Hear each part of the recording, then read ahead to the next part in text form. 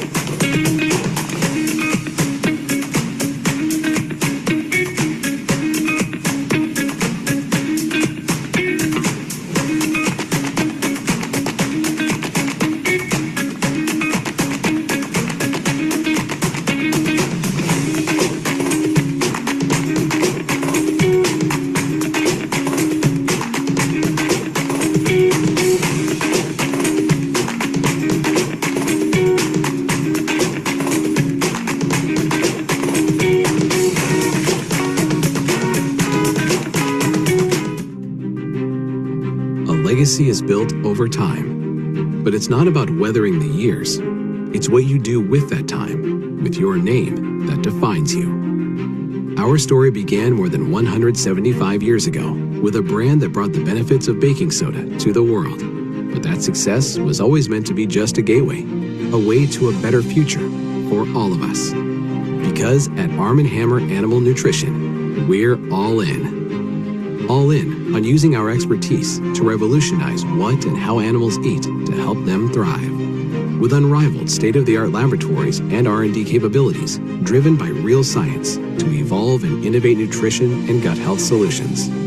We go all in with an industry-leading database of 82,000 probiotic strains, generating groundbreaking probiotics that protects against disease and pave the way for better health and performance in livestock and poultry, along with a proprietary manufacturing process for our pre- and postbiotics and nutritional supplements that support health, digestion, and production, inoculants to improve silage, and environmental applications that manage waste.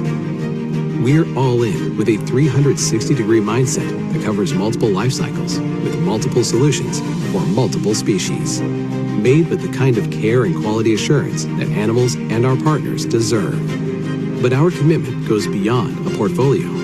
We also go all in on supporting our customers and partners in over 65 countries across the globe by combating current challenges and staying ahead of whatever comes next, all while protecting our world with safe and sustainable practices.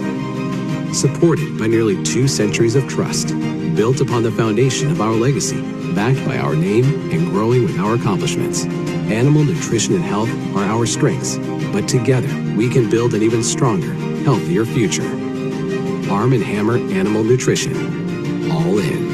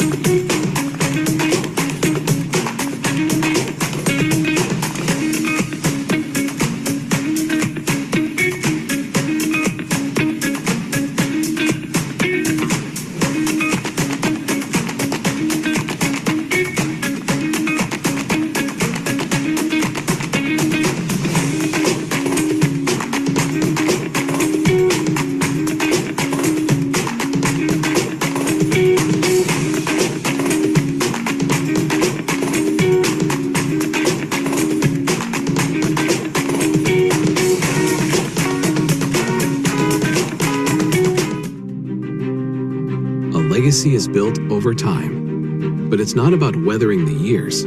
It's what you do with that time, with your name that defines you. Our story began more than 175 years ago with a brand that brought the benefits of baking soda to the world. But that success was always meant to be just a gateway, a way to a better future for all of us. Because at Arm & Hammer Animal Nutrition, we're all in. All in on using our expertise to revolutionize what and how animals eat to help them thrive. With unrivaled state-of-the-art laboratories and R&D capabilities driven by real science to evolve and innovate nutrition and gut health solutions.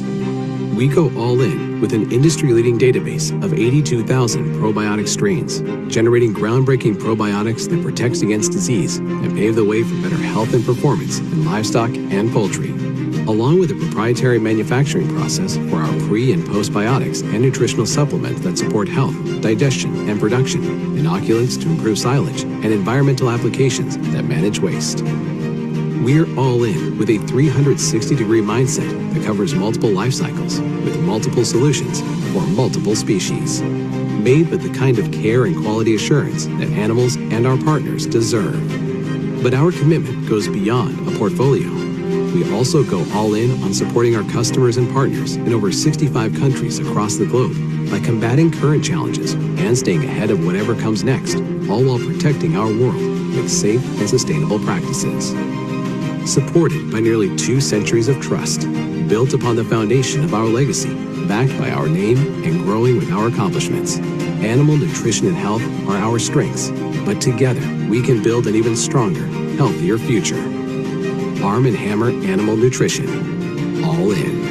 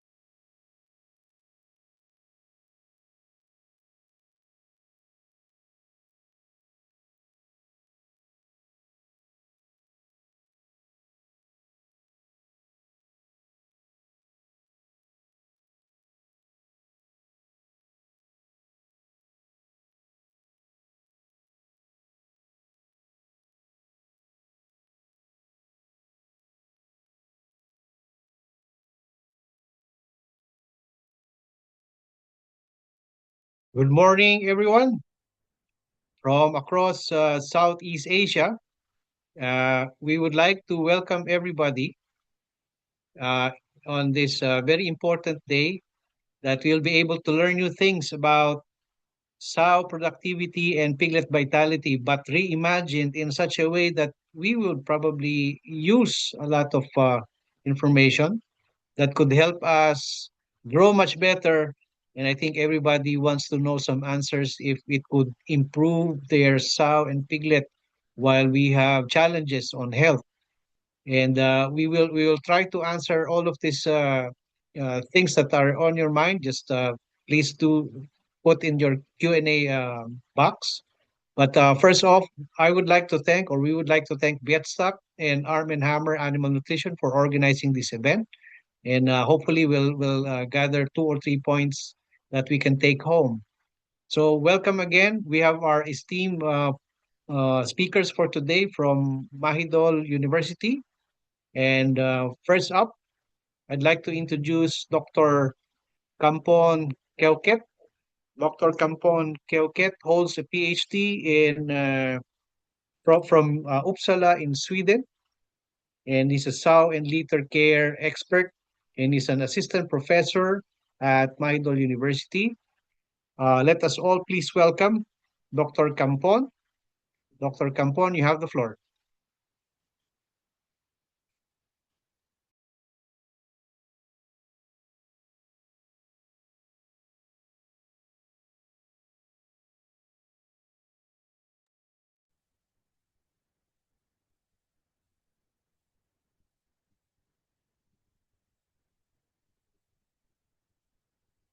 Sorry, I think should be Dr. Dusit first. Oh, sorry. Sorry, my mistake. Okay, yeah, so our first speaker, our first speaker is Dr. Dusit Lau Hansinarong. He holds a degree from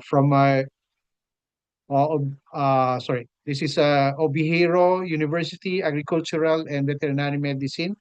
He's a pig health and production expert. Let's all please welcome Dr. Dusit. Dr. Dusit, you have the floor. Thank you. Yeah. Okay, thank you. Today I will present about the dietary salmonex during gestation and lactation enhanced sow colostrum yield and piglet performance in the first 24 hours of life under farm condition. Next, please.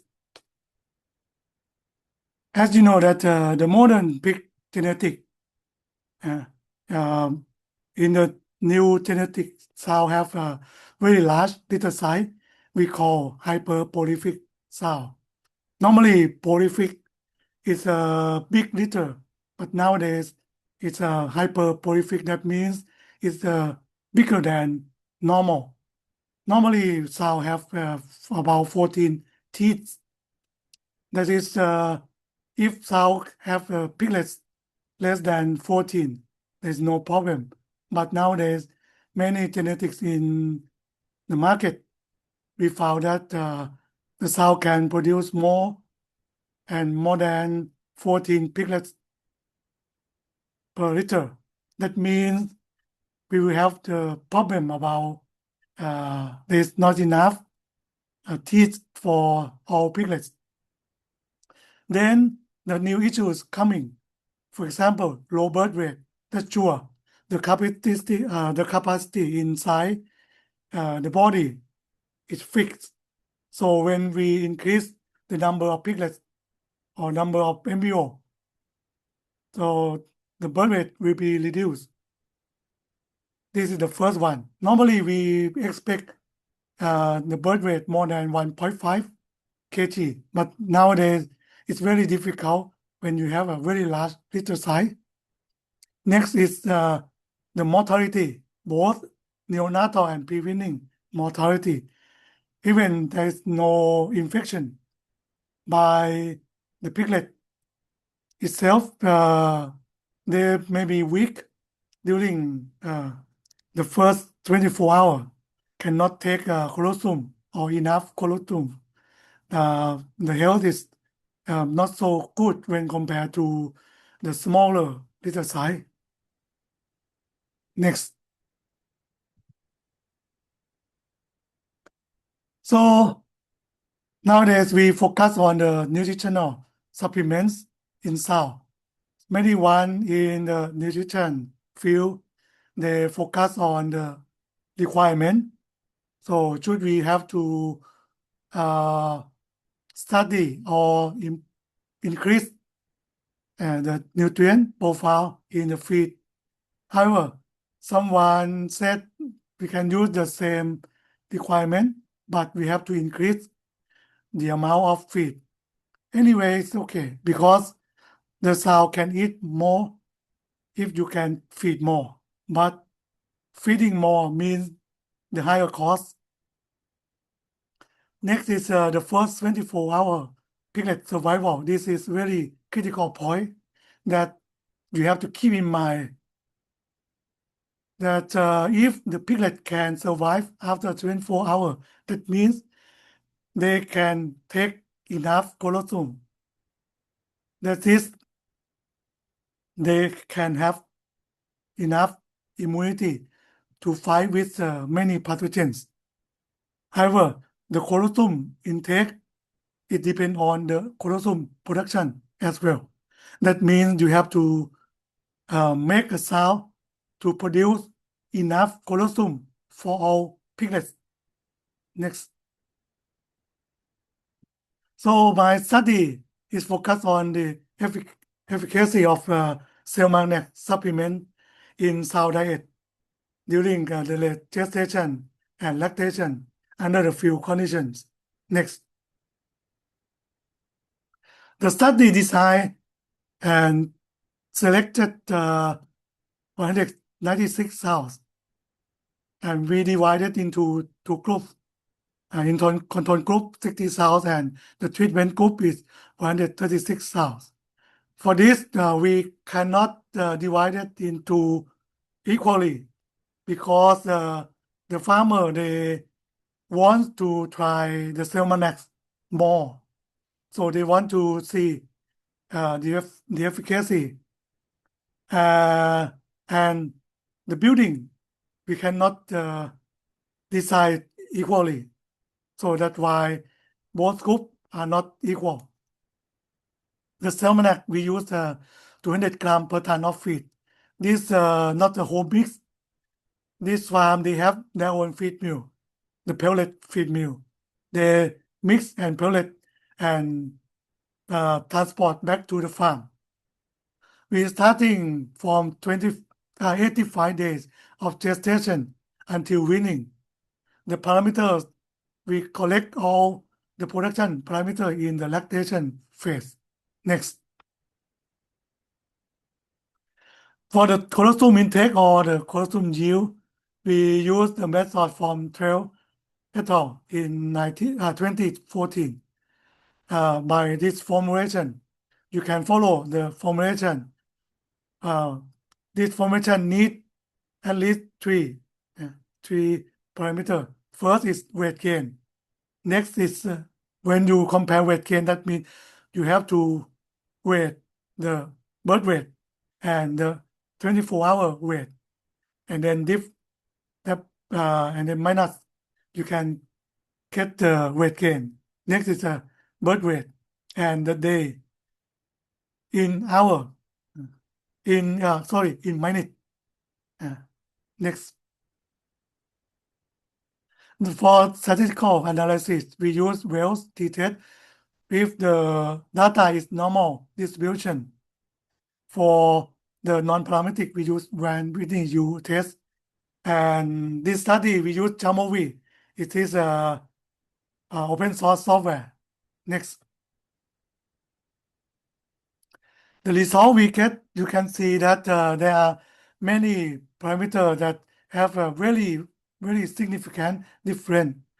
For example, 24-hour body weight per liter and average per piglet. You can see the piglet in the Salmonex group higher than the control group. That means the weight gain in Salmonex is more than control group as well.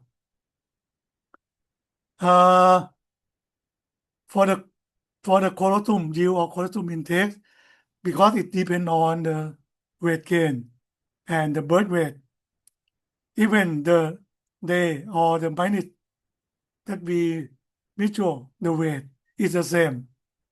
The colostrum yield is different by the formula. Next.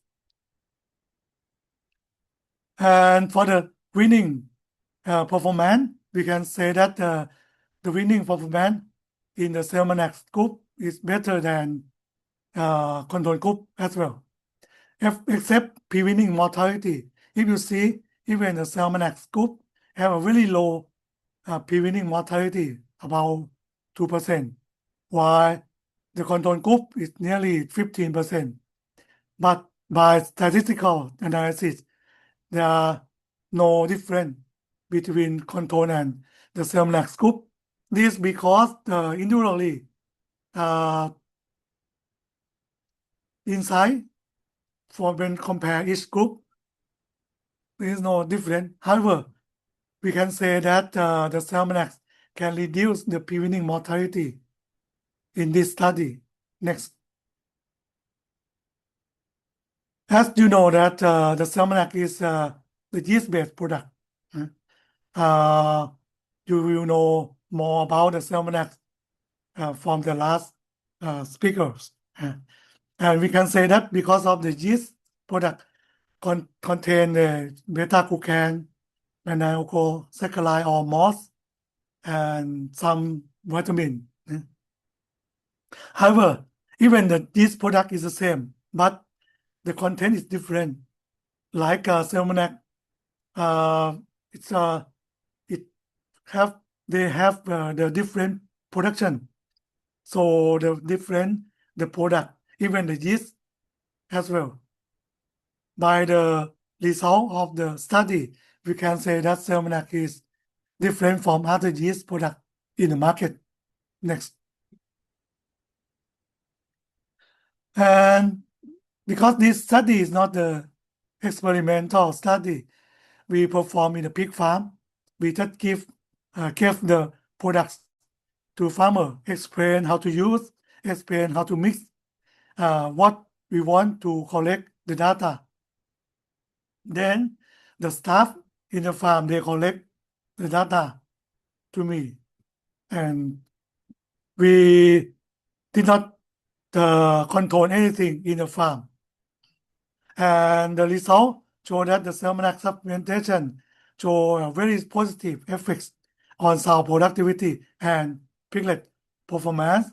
That means the farm can get more profit, especially in very critical situation nowadays. Next. We can say that the Salmonax can boost colostrum production about more than 40%, and litter weight gain more than 50%.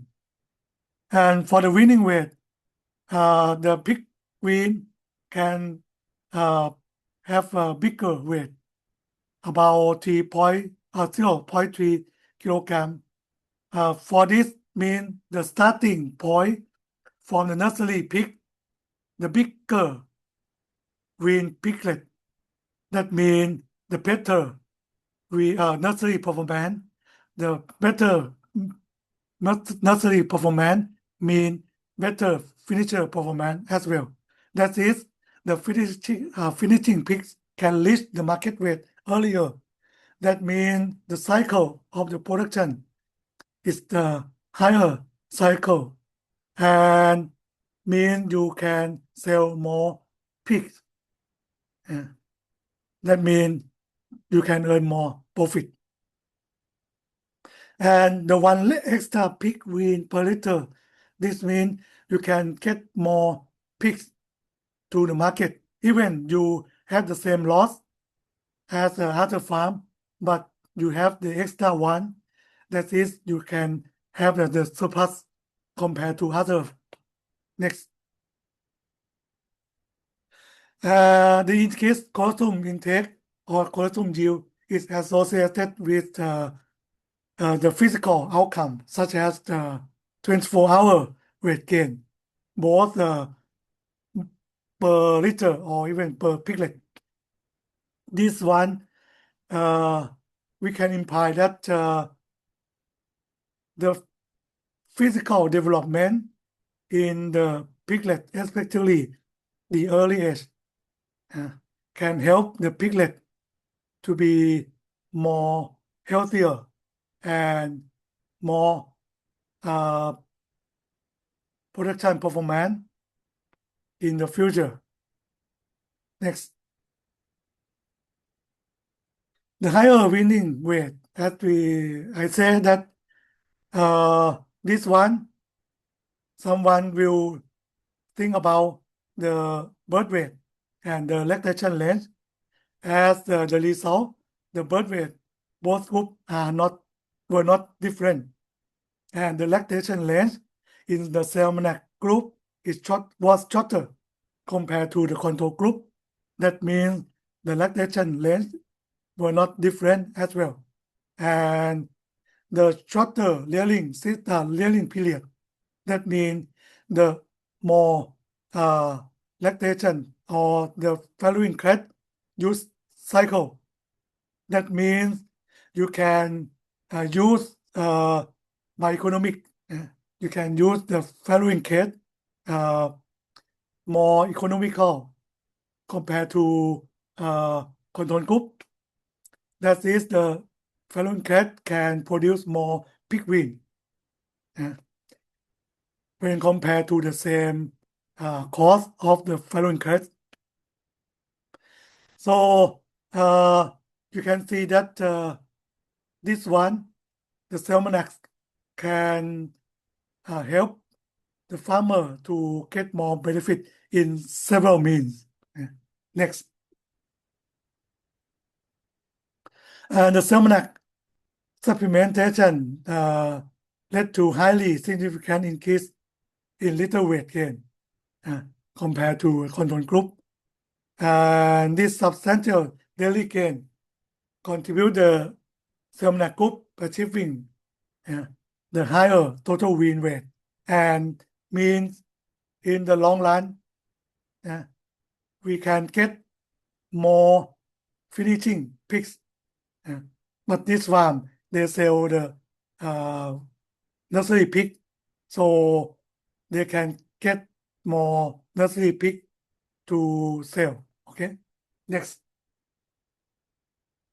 We can conclude that the Salmonac supplementation during the late gestation to lactation or from the 85-day pregnancy until weaning is enough for promote the health in both sow and piglet, and you can get more piglet from the Salmonac. Next. Okay, thank you for your attention.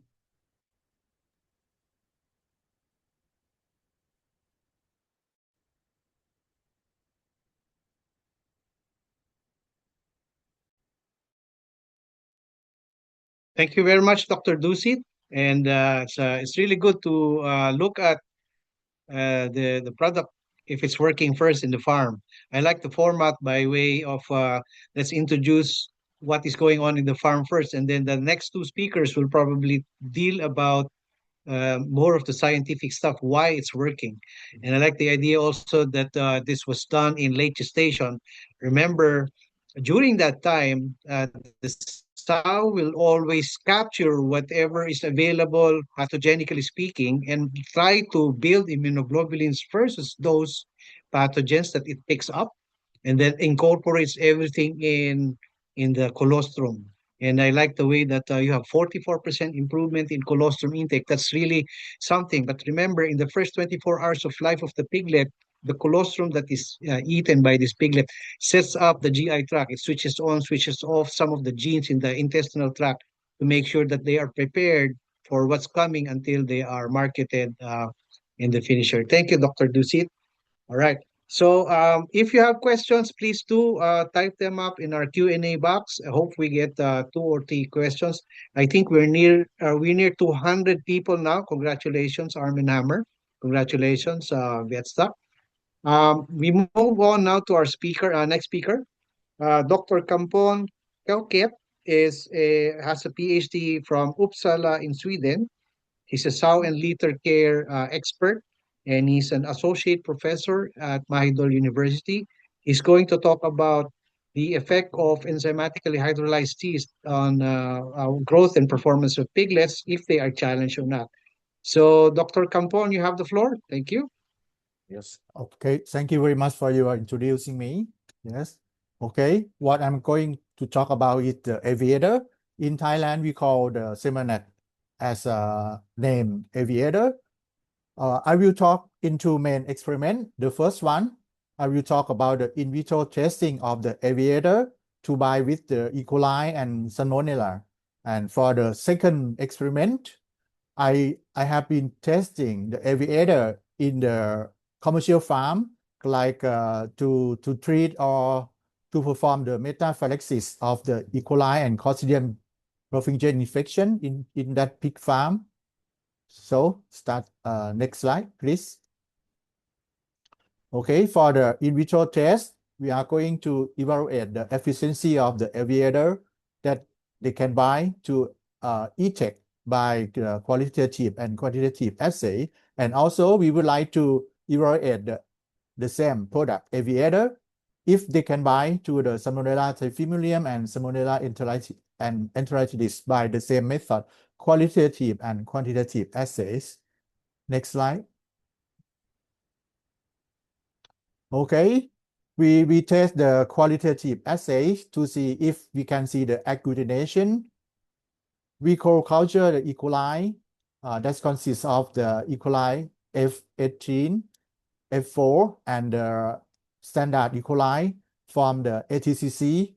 We co-culture the E. coli and aviator with the different concentration at 2.5, 5, 10, and 20 milligram per ml. And after that, we are going to look at for the agglutination after they are co-culture. And for the Salmonella, we perform by using the same method. Next slide, please. Okay, this is the picture. How is the agglutination look like? You can see that you will see more the agglutination happen or occur at the higher concentration. In this case, it's 20 milligram per ml of the aviator. Next slide, please. Next slide.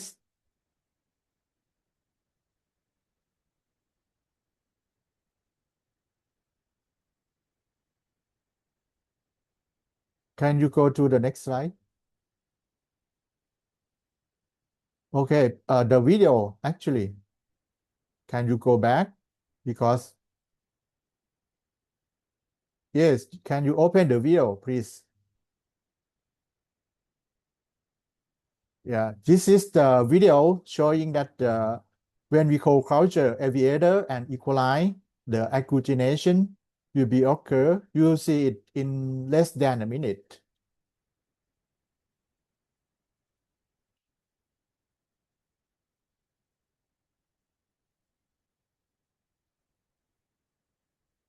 Hopefully you are not get nausea from this video. Okay, you start seeing it now. Look at the left corner. See that the agglutination already occurs. So go to the next slide.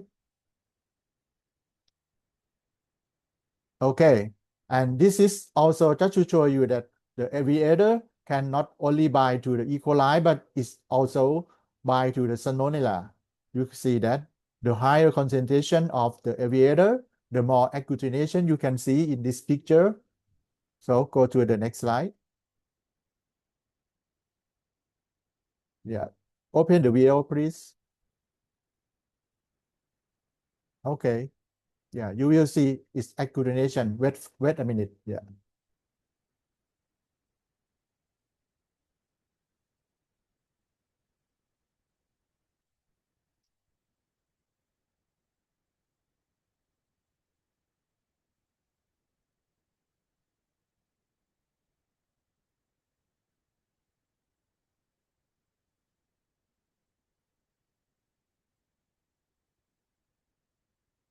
Okay, the acculturation already occurred. You can see that at 20 and 10 milligram per ml is more clearly seen by that two concentration.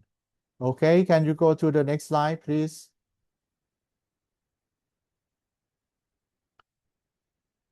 No, next slide, not the video. Oh.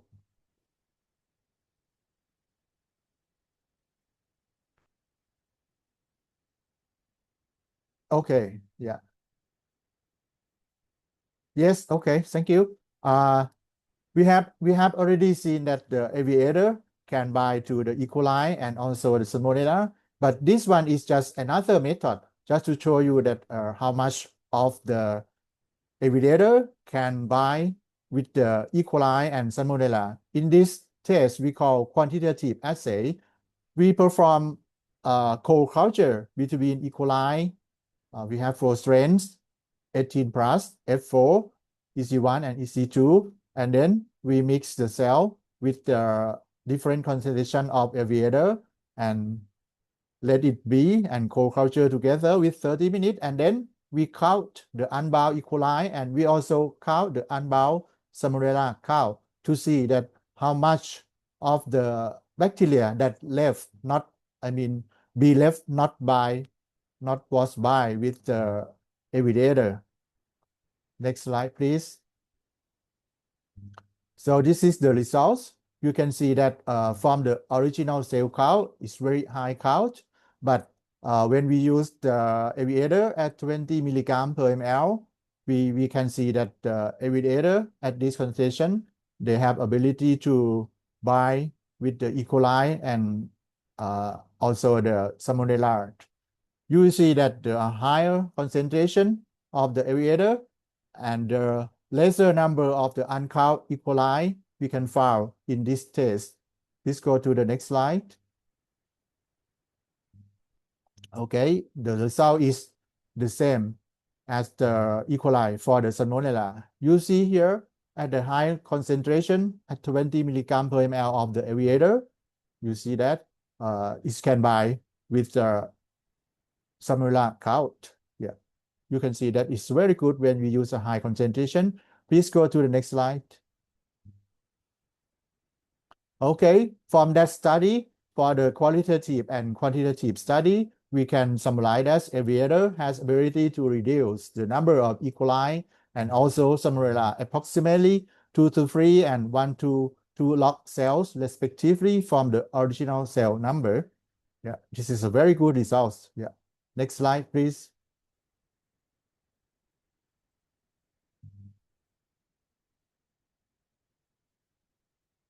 Okay, this is just another experiment. This test I perform in the pig farm, commercial pig farm. Is about this farm, they have 60,000 sows. On hand. Yeah. I test the aviator in both situations. The first one, just to see that if I supplement aviator in the piglet and we evaluate the mortality rate, growth performance, and also this farm, we have 2 situations, both infected and non-infected with the pathogenic E. coli and Clostridium perfringens type A. Next slide, please. Okay. For the first one, this is the clinical trial. We are going to evaluate to see if aviator can promote growth performance and if they can diminish the mortality rate of the piglet in infected and not infected with the E. coli and Clostridium perfringens type A. So next slide, please. The first experiment, this is the low challenge farm.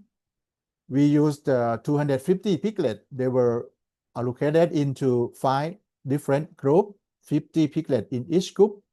For the first group 1, we oral administer the piglet with the yellow palm at 2 ml per piglet once a day for 3 days. This is serve as the positive control.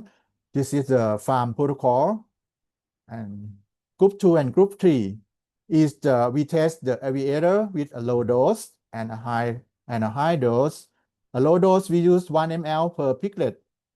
We give it once a day for 3 days. And in group 3, we use 2 ml per piglet once a day, and we use it for 3 days. For group 4, we compare with the local product, herbal extract. Yeah, we give them 2 ml per piglet, but twice a day for 3 days. In group 5, the piglet were injected with the enlofloxacins, yeah, once a day for 3 days. Okay, let's see the results. Next slide. Okay, from the result, the piglet in group 1 and group 3. Group 3 is the high dose aviator, 2 ml. They show the highest weaning weight at 5.736 and 5.7 respectively, and compare with the other groups. The weaning weight in group 2, 4, and 5 were 5.283, 5.211, and 5.098 kilogram respectively. Next slide. This is just to show you that how is the birth weight. Yeah, they are more or less the same. Only in the group of herbal extract, they are just a bit more, but they are not different, significant different in the birth weight. Next slide, please. Okay, this is the weaning weight after we treatment the piglet with the aviator at low dose and high dose. You can see that the weaning weight in the pump and the aviator at 2 ml a high dose, they are more or less the same. They are not significant different, but they are both group 1 and group 3. They have a weaning weight higher than the other group. This is a very strong significant. We use Jeffrey test. If know that the Jeffrey test is very high power. They have a very high power of the strength for the statistical analysis. So this means that the higher dose of the aviator can use is comparable with the antibiotic in this case. Next slide, please.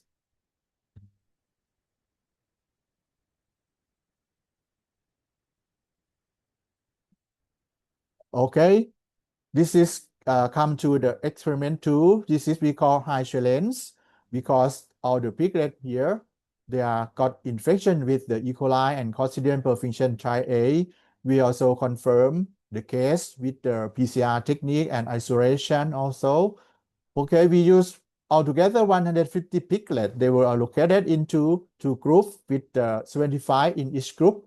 Group 1, the piglet were treated with the amoxicillin chloronic acid and also horizin, but this is the protocol of the farm. We use it once a day for 3 days. Group 2 is our challenge. Yeah, we oral minister aviator at high dose 2 ml once a day for 3 days, and then we evaluate the weaning weight on day 21, mortality rate for 3 consecutive days after treatment, and we also evaluate the feces score and also the body condition of the piglet. Next slide, please. Here is the results. Our piglets show watery diarrhea at the beginning, and the mortality rate in group 1, the one that used antibiotic, was at 40% on day 1, 55.6 on day 2, 55% on day 3, whereas the lower mortality rate in group 2, aviator at a high dose, was found at 9.33 on day 1 and 7.35% on day 2 and as low as 3.17% on day 3. And in this group, they show a soft and a passy diarrhea with better quality of the feces actually. Next slide. Okay, this is just to show you that how is the clinical observation look like on day 1, day 2, day 3 during the treatment. This is the control group. You can see that the piglet in this group, they are in appetite, mild weakness, they have a hydration status and no response to the people during the first 3 days of the treatment, and the feces is not good. They are loose diarrhea and watery diarrhea. Yeah, for 3 days during the experiment. For the body condition, they have a between 1 to 2 score of the body condition. Next slide, please. But if we look at the aviator group on day 1, day 2, day 3, On the first day of the treatment, the piglet, they are in appetite, of course, they are getting sick, mild weakness, 5% dehydration status, and no response to people. But one day, on the day 2 and day 3, after the treatment, they're getting better. They have an appetite, no dehydration, and they are all respond to the people. But also, if you look at the feces, on day 1, they have loose diarrhea. But for the second day and the third day of the treatment, we can see that soft and passive diarrhea occur in this group. And also for the body condition score, they have 2 score, and this is much better than the first group. Next slide, please. Here is the very important, the critical point of this study. If you look at the red bar is the aviator at the high dose. You can see that on the first day of treatment, the mortality rate is about 10%. Actually, it's less than 10%. But on day 2, they becoming lower. It's about 8% or 7%. On day 3, if even lesser than 5%, you can see that. But if you compare to the control group, then when they use the antibiotic, they use the amoxiclav and colistin. In this case, you can see that the mortality rate on day 1 is about 40% on day 1, and it's increasing to 55% on day 2, and it's more or less the same, 55% on day 3. You can see that the aviator can help a lot to reduce the mortality rate of the piglet in this study. Next slide, please. Here is the feces consistency of the treatment. On your left side is the control group. They use antibiotic, but it's not respond. Can you see that the feces is watery diarrhea? But compared with the aviator, it's like a pasty. This means that the piglet, they are respond to the treatment with the aviator at a high dose. Next slide, please.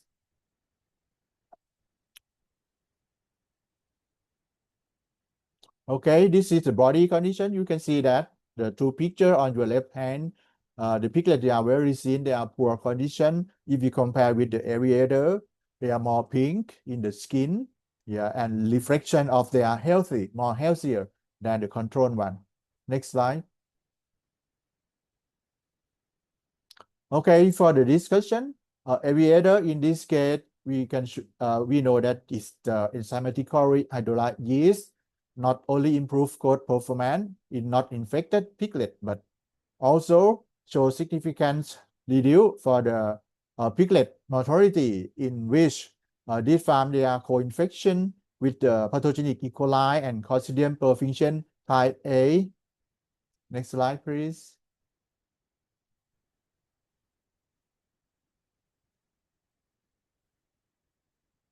Okay, we know that the main component of the enzymatically hydrolyzed yeast is the moss and beta-glucan and other components which can improve gut health and act as the high affinity ligand, offering competitive binding size option to combat with the gram-negative and gram-positive bacteria.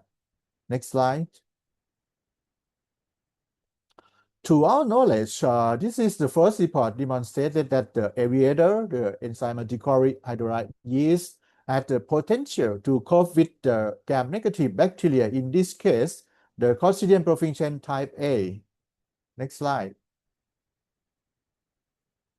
For the conclusion, the aviator can improve growth performance, promote health, and reduce antibiotic usage in pig farm. You can see from the result, we have a very strong confidence for the result to improve it. Next slide, please. Okay, this is all my information just to present you. Thank you very much for your attention.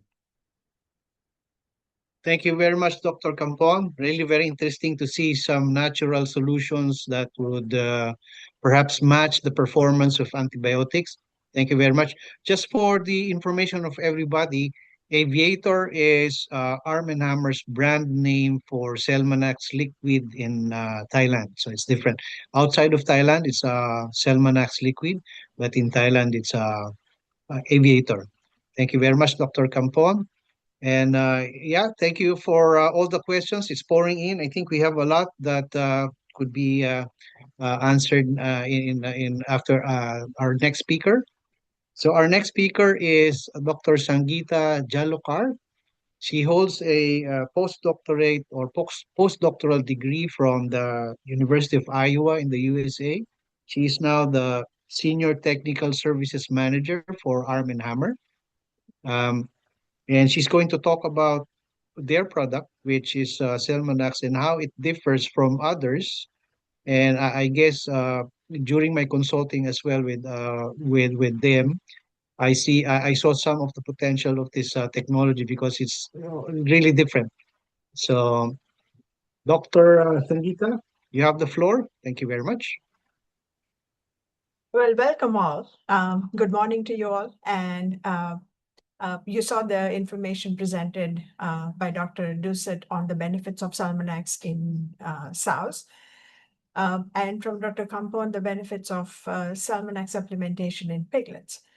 What I would be sharing today is the basics of what is the product, Salmonex or Aviator, and more importantly, share the experience from Europe and the Americas about the benefits of the product measured there. So with that, can I have the next slide, please? So Salmonex is same as Aviator, as mentioned previously. It is a postbiotic and a prebiotic containing refined functional carbohydrates derived by a proprietary enzymatic hydrolysis process from Arm & Hammer. These active components, or RFCs, have been shown to improve sow productivity and piglet health by the following mechanisms. We saw from the earlier presentations and from our other data that it has a beneficial effect in controlling pathogenic bacteria, which in turn can lead to improving sow and piglet health. We also have seen in the previous presentation and our own data showing improvement in colostrum and milk quality. It also has an effect on modulating immunity. And these modes of action together lead to an improvement in piglet body weight. It is a multifunctional product with a very stable shelf life of 2 years. And it's present in 3 different forms. It comes in a liquid form, as Dr. Campon shared. It also comes in a highly concentrated, without any carrier form called Salmonex SCP, or it comes on a carrier-based product which has a slightly higher inclusion level for ease of mixing. So you have 3 different options of how to use the product. It is a product that is used across species and is supported by about 50 plus publications worldwide. Can I have the next slide, please? So when you talk about yeast, particularly yeast cell wall, one of the common forms of yeast cell wall that is available is an unprocessed form of yeast cell wall. So you have your generic MOS beta glucan present, but it is trapped in the long fragments of yeast cell wall. So what we do in the second process, the slide underneath, the lower panel, we take the yeast material and we process it with 3 different enzymes to generate refined functional carbohydrates. And these enzymes are chosen for their effect on yeast carbohydrates specifically. So that processing opens up the surface area, exposes larger surface area for efficient binding of pathogens or for efficient communication to the immune system. Can I have the next slide, please? So in the next slide, you will see one of the modes of action of Salmonex on gram-negative bacteria. And Dr. Campon shared that video before. On the left in this video is E. coli. On the right is Salmonella. And both E. coli and Salmonella have mannose binding receptors on the outside. So when I added Salmonex or Aviator to the Petri dish, the moss and manose from Salmonax aviator come in contact with the bacteria in the petri dish, the bacteria are naturally attracted and its binding sites on the outside are blocked. But as a result of this, the bacteria start agglutinating or clumping. And this is in real time, as Dr. Doucet shared, as Dr. Campon shared as well.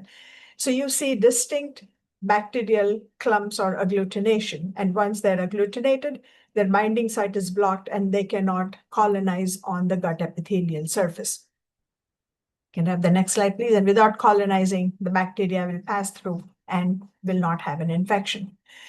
So when we look at the modes of action of Salmonax, the effect on binding the pathogens and its ability to modulate immune system. So in the graph, what we are trying to show is an effect on immune function in nursery pigs. So these are nursery pigs that were injected with LPS, and the gray line represents control-fed pigs, and the purple line represents Salmonax-fed pigs. And what we see is that if the pigs were on Salmonax-containing diet, you don't see an increase in rectal. You see an initial spike in rectal temperature, but then it quickly comes down and modulates that innate immune response. And if the pig has a modulated immune response, it will continue to eat and gain weight. So this combination of effect on pathogens and its ability to modulate the immune system and the improvement in colostrum and milk quality, which I will show in the next few slides, leads to an overall improvement in productivity. Can I have the next slide, please? So when it comes to supplementation of Salmonax in pig diets, for the best response, we see that when it is supplemented either throughout gestation or in late gestation and lactation diets, can lead to a significant improvement both in sow as well as piglet health and performance. Supplementation of it in nursery diets can continue to reduce health challenges and dry feed intake, which results in an improvement in nursery pig performance. So in the next few slides, I'll be sharing data of the benefits of the product when it is fed to the sows and the benefit of the product when it is fed in the nursery diets. Can I have the next slide, please? So benefits for sows. I mentioned health benefit. One of the studies done in Spain showed that when Salmonax is supplemented about day 80 of gestation, we see that the sows which are on Salmonax show a reduced requirement of medical treatments. So fewer medical treatments, 17% of sows needed treatment if they were on Salmonax diet, whereas 22% needed medical treatment when they were on a control diet. When we looked at the percent of sows with fever in the first 72 hours postpartum, we see a similar trend. 7.4% of the sows had a fever in the first 72 hours, indicating an infection, whereas only 4.35% of the Salmonax-fed sows had fever in the first 72 hours postpartum. And that's important, as you will see in the next slide, that it is important because if the sow gets sick, the piglets that are together with the sow will also get some of those infections because unlike chickens, piglets and sows stay in the same environment in the early stages of life. So if the sow gets sick, the piglet gets sick. So if you can improve the health status of that sow post-farrowing, you will get that benefit. The piglets are going to stay healthier. The second benefit that we've seen for sows is a reduction in wean to estrus. We see about a day lower wean to estrus when Salmonax is present in the sow's diet. And this makes, again, sense because if the sow is healthy, you're going to see a better body condition score, and that can lead to an improvement in reproductive performance. Can I have the next slide, please? So this was a field study done in Spain, where on the right, if you will see, we have control-fed sows, and we measured number of sows that needed medical treatment. So about 42% of control sows in this field experiment needed medical treatment. Compared to that, the Salmonax group, only 33% of the sows needed medical treatment if they were on Salmonax-containing diet. In the lower two circles, you see the need for medical treatment in the piglets. So if the piglets came from the control-fed sows, those litters, about 58% of those litters needed medical treatment. Whereas if the piglets came from Salmonax-fed sows, only 33% of the litters needed treatment for diarrhea. The study also measured effect on colostrum immunoglobulin concentration, and we saw that the Salmonax-fed sows had a higher colostrum immunoglobulin IgG content compared to the control-fed sows. So that is also a factor which will lead to healthier piglets. The piglets have a better immune response to infections or pathogens that they get exposed to. Can I have the next slide, please? So what are the benefits for piglets when Salmonax is present in the sow diet? So what you see in the next slide is that, if Salmonax is present in the sow's diet 2 weeks before farrowing, the milk on the top graph shows the milk composition. The dark gray is milk from control-fed sows. The purple bars represent milk from Salmonax-fed sows. And you see that there is a higher fat content, higher protein content, and as a result, higher energy content in milk from Salmonax-fed sows compared to the control-fed sows. And this did not come as a surprise when the study was conducted, because we see a similar response in dairy cows. And actually, it was on the basis of the dairy cow study we decided to measure milk composition in the sow's milk as well. The lower panel shows the immunoglobulin concentrations, IgG in the left, in the middle is IgA, and on the right is IgM. And we see about a 15% increase in sow immunoglobulin concentration. Now, what I want you to remember is that Dr. Doucet shared the volume, the amount of colostrum made by the sows. And so that is beneficial, because if you have more colostrum available, that definitely has a big impact on the piglets, the nursing piglets. But if that colostrum has higher immunoglobulin, that also plays a big factor in that passive transfer of immunity from the sow to the piglet. If we can have the next slide, please. So as a result of this improvement in the milk, more colostrum and higher immunoglobulin in the colostrum, what we see is that when you look at weaning weight distribution, you see that there is an increase in average weaning weight from 6.17 to 6.95 in the Salmonax group. But more importantly, there is a decrease in variation.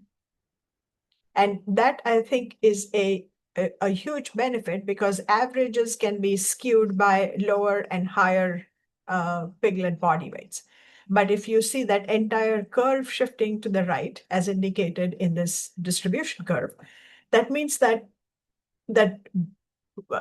increase in weaning weight was across the whole litter. And that can have a significant impact in piglet livability. Can I have the next slide, please? So, as Dr. Doucet mentioned at the beginning, one of the challenges of hyperprolific sows is, as the litter sizes are increasing, you see an increase in piglet mortality. So on the left two panels, it is a publication from Journal of Animal Science published in 2022, which shows exactly that if the litter size increases, piglet mortality increases.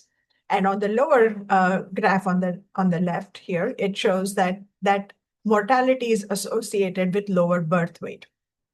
As you see higher litter sizes, the birth weight is becoming lower and lower for the piglets. On the right is a data where Salmonax was supplemented from day 90 of gestation. And we see that when we looked at piglet mortality, both at 24 hours postpartum as well as 24 hours to weaning, there is a significant decrease in the 24-hour postpartum mortality and a numerical decrease in pre-weaning mortality. When we looked at the piglet body weight, there was a tendency for average piglet body weight at 24 hours time point and a significant increase in average piglet body weight at weaning. And mind you, I mentioned this was with hyperprolific sows. And in this trial, the litter size was 19 plus piglets. So 19.65 piglets was the average litter size. We can have the next slide, please. So this is our trials that have been conducted in different parts of the world, some from Europe, some from Americas, some from Asia. And what we see is that this improvement in piglet weaning weight is consistent across trials. So each of these bars represent a trial. And across 9 different trials, we see that if Salmonax is present in the sow diet, the piglets from those Salmonax fed sows have a higher weaning weight. Now, the magnitude, the increase can be big or small, depending on various factors. But the take-home message from this slide is in weaning weight is a very consistent response seen across different parts of the world. If you can have the next slide, please. So what does it mean economically? And Dr. Doucet shared this well, that it would, if you have more piglets surviving, if you have higher weaned body weights, those piglets will make it to the end of grow-finish cycle. So even if you just look at the benefit of supplementation in the sow diet, based on our trial conducted in Europe in the hyperprolific sows, what we see is that we get about 1.7 extra pigs weaned per sow per year in this trial. So that can have significant impacts in overall productivity under hyperprolific conditions. The next slide, please. So what are the benefits in nursery? Those same benefits that you saw, if I can, next slide, please. The benefits that you saw in the sows and on piglet weaning weight, you see a similar trend in nursery diets as well. So here, the starting body weight day 0 is similar across both groups, no significant difference between Salmonax and control. But by day 21, you see that the Salmonax group has a significantly higher body weight, a significantly higher average daily gain, and a tendency for increase in average daily feed intake. The other parameters are not statistically significant, but all of them are in the right direction. So better feed conversion ratio, less mortality, less withdrawn rate, and fewer medical treatments needed per litter. If we can have the next slide, please. This was a study, nursery pig performance study done in the Philippines recently. And again, you see a similar trend. This was Salmonax supplementation only in the nursery diets. And we see that similar starting body weight, 8 kilos about. But at the end of the nursery phase, and this was about 6 weeks, we see that there is almost a kilo higher body weight improvement in the nursery pigs if they were fed Salmonax. And the inclusion level here for 2 kilos would be the Salmonax, which has a carrier. So this is not the highly concentrated version. If you look at average daily gain, about 22 grams per day higher average daily gain, and almost 10 points of feed conversion ratio benefit. They also saw a reduction in medical cost per pig. So both performance benefits as well as benefits in medication cost savings. Can I have the next slide, please?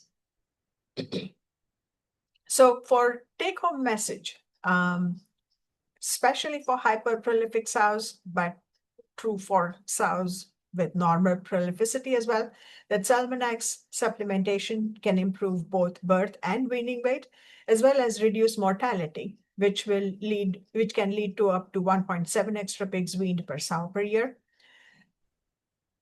Keeping sows healthy at farrowing can mean healthier piglets. And what our data showed is that when Salmonex is present in the sow diet, the sows have reduced fever, have reduced need for health treatments.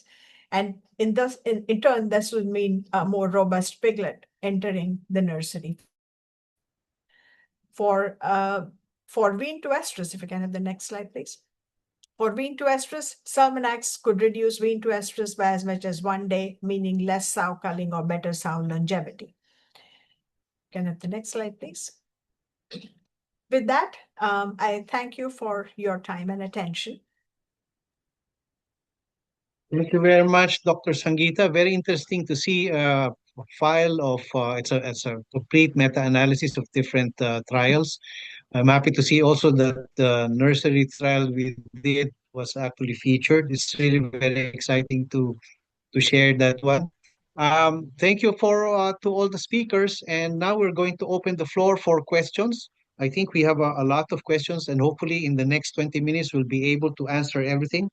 But yeah, it's really good to have a very good participation. When we started this webinar, we just had about 174 participants, and at the peak, before at the end of your slides, Dr. Sangeeta, we were at 207 participants.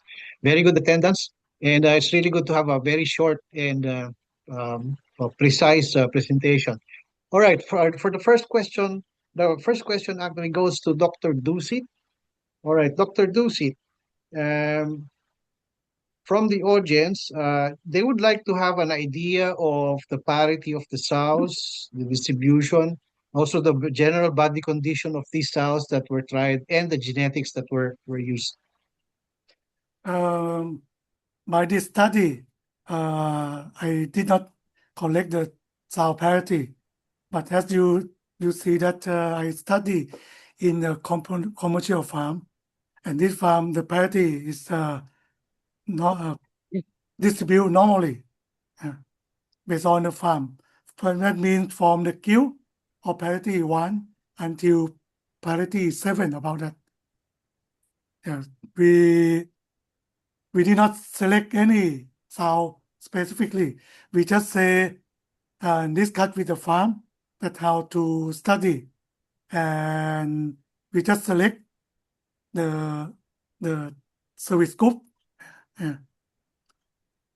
We use the whole service group.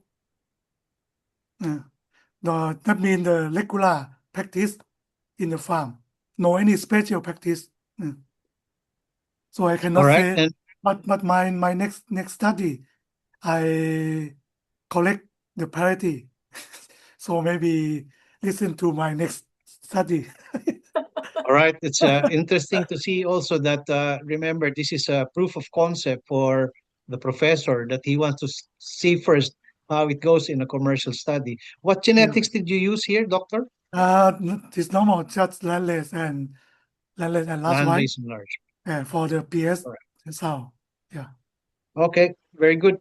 I can say that the next question study is the real world, not the experiment, as I mentioned. Yep. So no bias by myself. The first time I saw, I decided a study based on my normal thinking that the Salmonex is not different from other products in the market. Okay. When I got the result, I'm very surprised that it's very strong different compared to other products. All right. Very good. Very good. Thank you very much, Dr. Dusit. The next question is for Dr. Campon. Dr. Campon, there's a question here. What is the antibiotic of choice for the Clostridium trial that you were using? Actually, I did not test for the antibiotic susceptibility for the Clostridium in this case, but in the farm they already use the amoxicillin hyaluronic acid. Yeah, that antibiotic is supposed to inhibit the gram-positive bacteria, which is the relevant with the Clostridium perfringens type A in that case. Yeah, but actually we have an experiment to test with many kind of antibiotic. Yeah, to test with the Clostridium perfringens. Yeah, but there are only few antibiotics. I'm not sure if I can inform you about this antibiotic that we can use. Yeah, sometimes amoxicillin hyaluronic acid doesn't work. Yeah, for the Clostridium perfringens type A, but it depends on the isolate. Yeah, because they are different depend on the isolate of the Clostridium perfringens also. Yeah, but in my experiment they give both amoxicillin hyaluronic acid and the coristin because they know that their farm has both infected with E. coli. That's why they use the coristin for the treatment. Yeah. All right, very good. Yeah. Thank you very Okay. much, Dr. Campon. The next question is to Dr. Sangita. What is the ROI of Selmanax in your trials in sows? So I don't think I can give a currency ROI because that would change from country to country. I think from an economic, and we have calculators which can take into account the number of extra piglets you will get, the reduction in wean to estrus, the improvement in weaning body weight, because oftentimes those weaned pigs are sold if it's not a fully integrated operation. So we have a calculator that puts it together.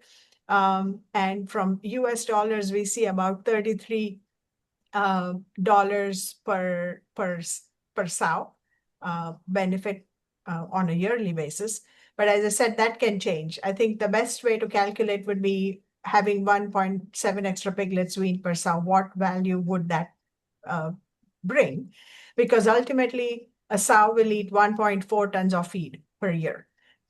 So regardless of how many piglets are weaned, it's going to eat your investment of 1.4 tons is fixed. So if you can get more piglets, that is where your economic ROI will lie. All right, thank you. Please make sure that you contact your local Arm and Hammer representative to do your ROI in your local currency. I think nobody wants to compute in dollars anymore because of this petrol issue. Maybe in yuan. All right, another question for Dr. Dusit again. Why was the trial done at 85 days of gestation? Was there any impact during the early stage? Okay. Because normally when we manage, right, we will increase the amount of feed at about 85 days of gestation. This is normal practice in the farm. And we increase this amount of feed because of that from the 85-day period is important for the embryo. Yeah. For the embryo. So the first period, like from day 1 until day 84, that's for sow. You can adjust the body condition, sow body condition, by feeding that period. But after that, all nutrient will go to the embryo. That means the embryo will get more nutrient. However, in this study, we focus on this because the first one is for the economic. You feed more, that means you have to pay more. So we try to think about how can you pay less but get more. So I decide from the late gestation. That means no effect to the sow condition, effect on the embryo. However, someone may ask that why the border life is not different. Because this is the first time that we use. We discussed with the Arm and Hammer representative in Thailand as well that we want to know the long run. That means you use for the several practice, what the benefit if you use for the long run. This you at the first time, you get no different.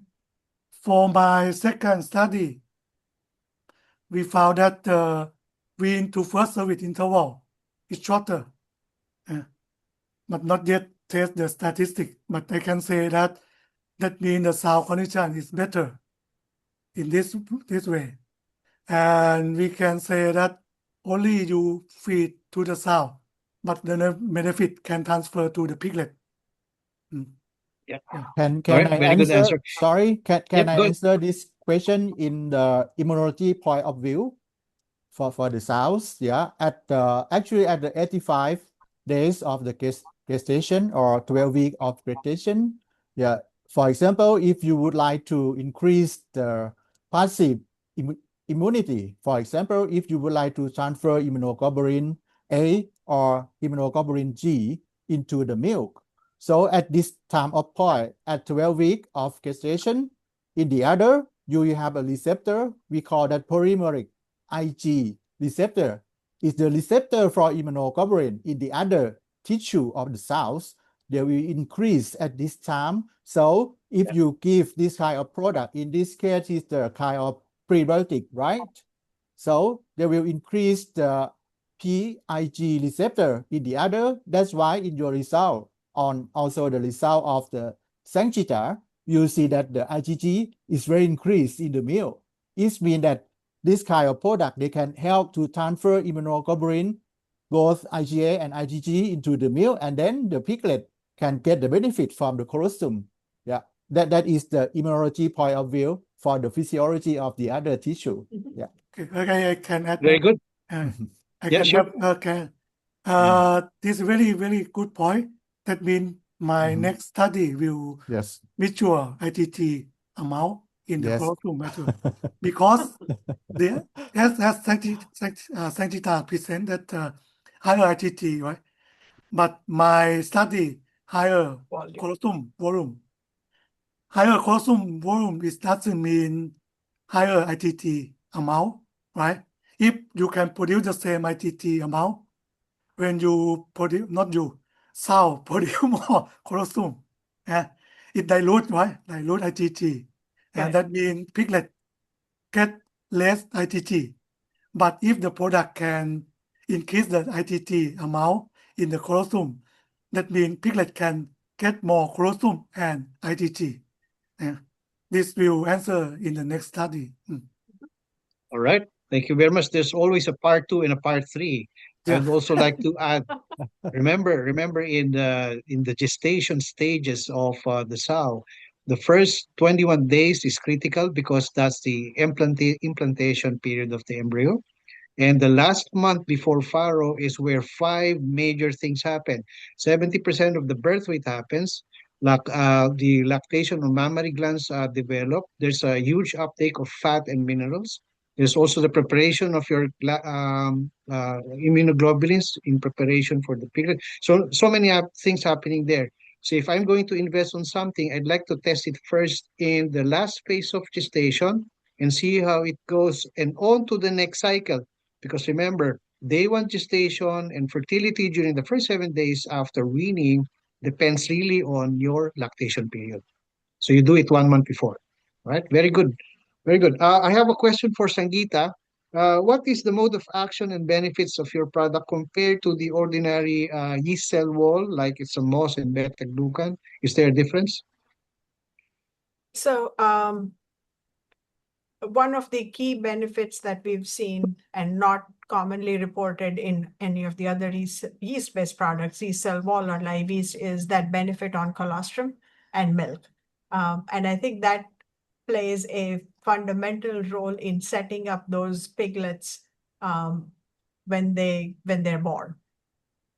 The other benefit is because of the difference in processing that allows a lower inclusion level to have that benefit that you're looking for. So taking into account the immunomodulatory benefit, the pathogen reduction benefit, I think that sets it apart from some of the other yeast products that are available.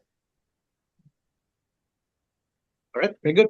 Another question for Dr. Dusit. The Celmanax group of sows had 19 days lactation only, while the control group had 22. Could you comment on why was this? Was there anything wrong with the weaning age or the immunity of these piglets? As I said that it's a regular practice in this farm, and this farm is located in Cambodia. I have done All this right. study before. We have some issue, not currently. Now we cannot And go, and they win about 21 days, and I think they see the piglet size for the winning, and they like stop the rearing in the Salmonac before a bit earlier than the control group. I think because of the winning weight that they can see. Okay, Did they And, have uh, bit and of uh, normally it's about 21 days, plus minus. all right. And just a follow-up question, Dr. Dusit. Yeah. There was an increase. It says here there was an increase in colostrum intake at the first day. Mm. Why was the pre-win mortality insignificant or not Okay. significantly different? Okay, because by statistical you have to compare all, right? That means some sow maybe have a higher pre-winning mortality than the control, but on the average, the figure can see that you can see that the digit is very different.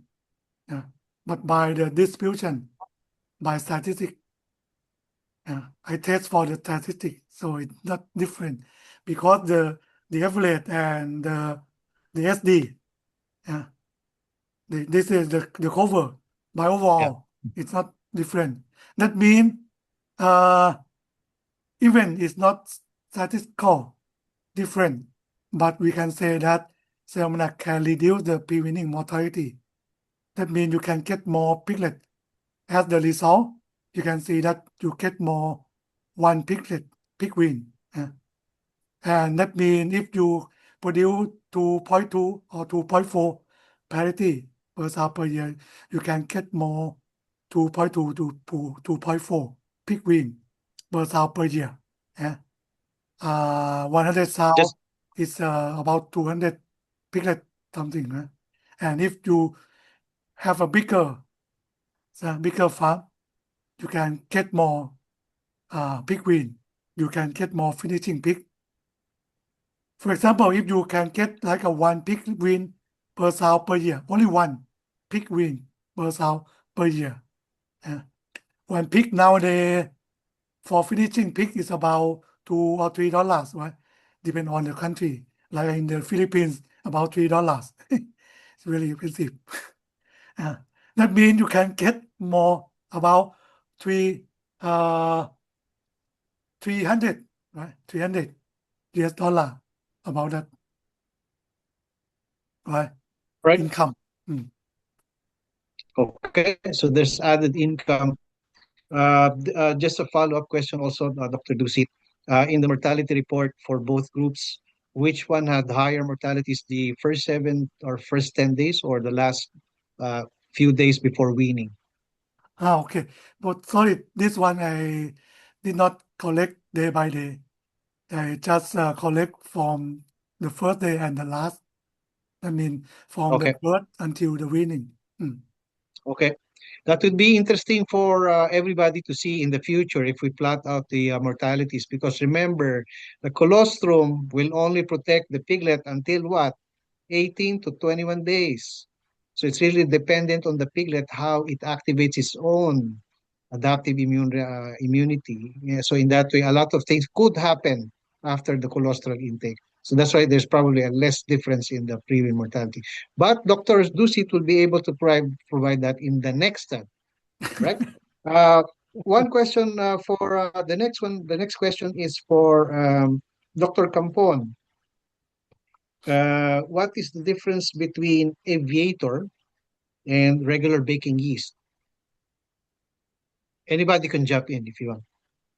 Yeah, I think Sanchita, you will give the best answer, I think. Yeah. Okay. So aviator or Salmonax, I think aviator, it undergoes a like I mentioned earlier, a enzymatic hydrolysis process, and the enzymes used are specifically directed to the yeast yeast structure, so yeast carbohydrates, and that allows those mannan and beta glucan molecules.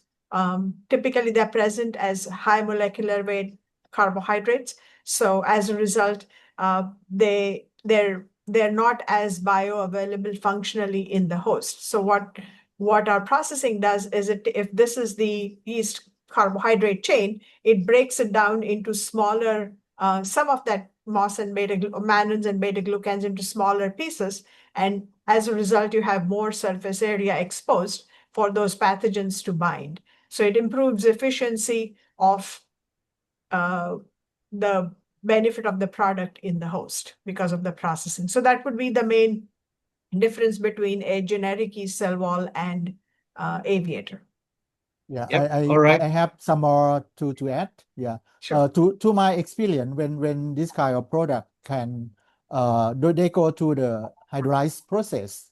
Yeah, some protein, I think they can digest into a very small one, like a peptides, a small peptide that they can act like antioxidants, of course, and probiotic Yeah. and some other function. Yeah, that's to my experience And for the and hydrolysis. Yeah. yeah, and the other is, to my knowledge, this is the only enzymatically hydrolyzed yeast product that is available in a liquid form. So it improves that ability to administer it in different ways at different stages, unlike most other yeast products.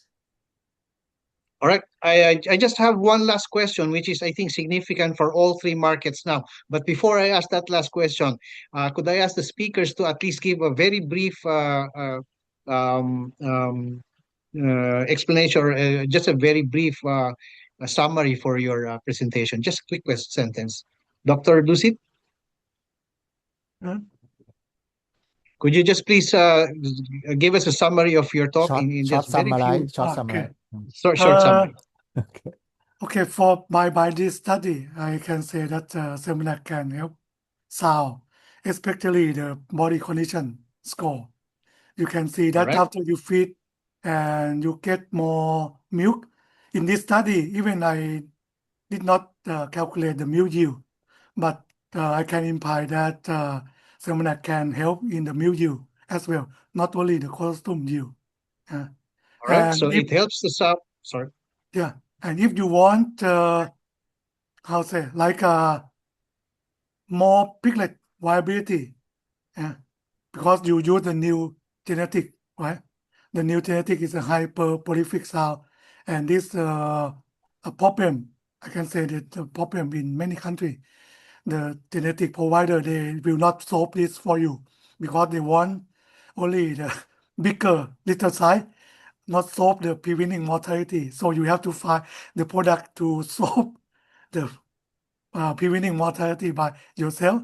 And I can say that Seminar can help you, or even the product from Arm& Hammer based on the yeast product.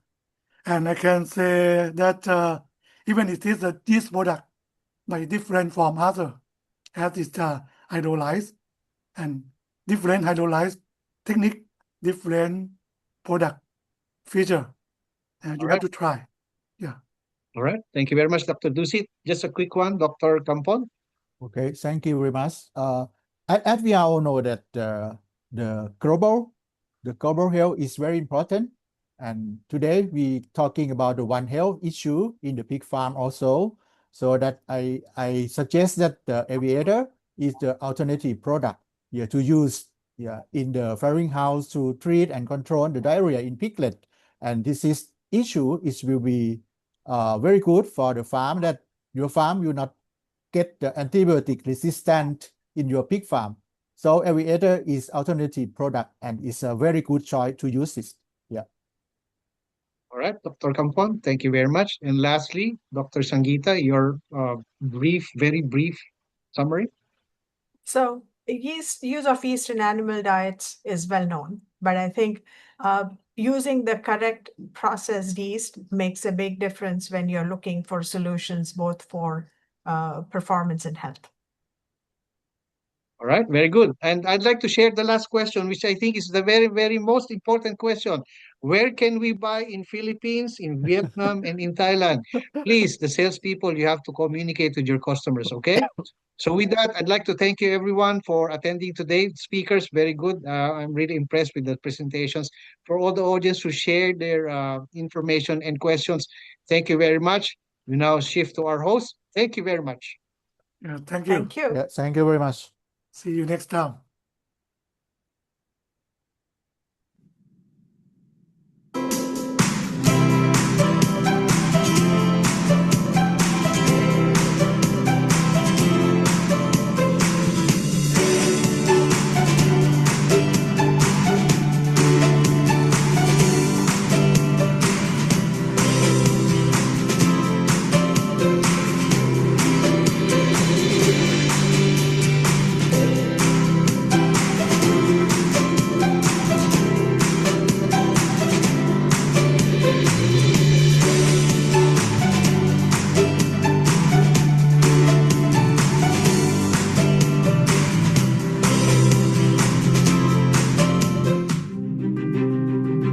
Legacy is built over time, but it's not about weathering the years.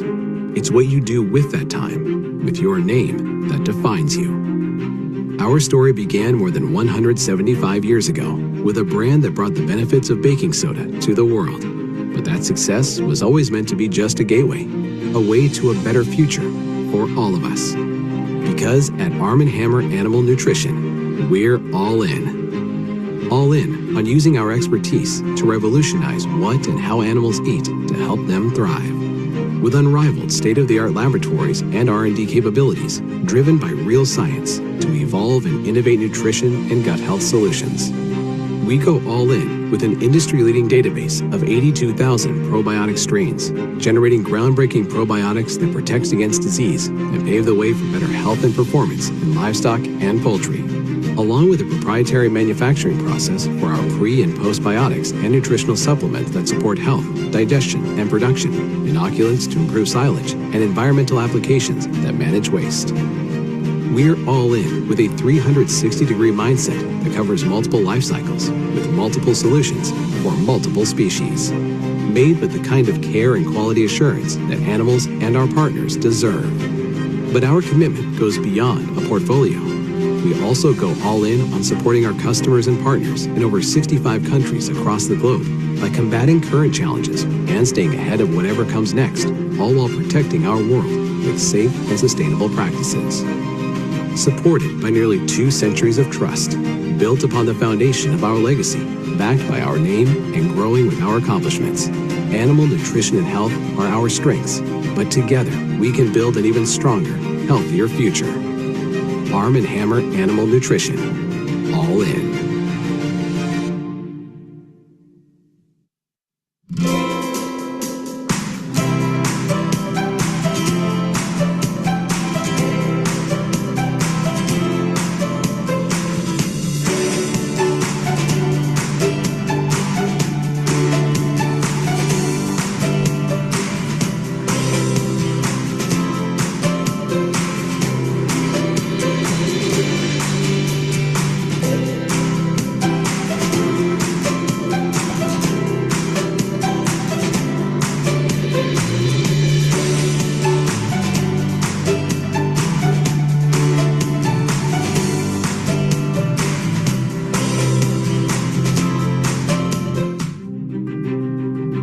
Legacy is built over time, but it's not about weathering the years.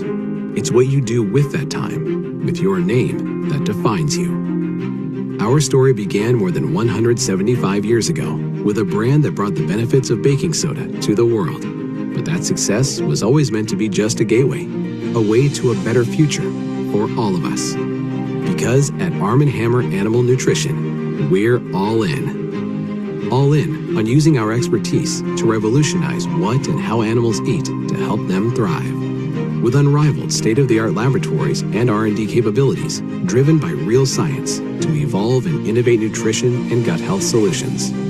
We go all in with an industry-leading database of 82,000 probiotic strains, generating groundbreaking probiotics that protect against disease and pave the way for better health and performance in livestock and poultry, along with a proprietary manufacturing process for our pre- and postbiotics and nutritional supplements that support health, digestion, and production, inoculants to improve silage, and environmental applications that manage waste. We're all in with a 360-degree mindset that covers multiple life cycles with multiple solutions for multiple species, made with the kind of care and quality assurance that animals and our partners deserve. But our commitment goes beyond a portfolio. We also go all in on supporting our customers and partners in over 65 countries across the globe by combating current challenges and staying ahead of whatever comes next, all while protecting our world with safe and sustainable practices.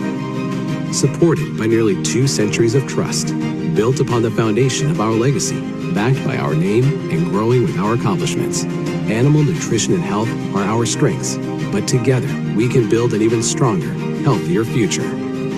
Arm & Hammer Animal Nutrition. All in.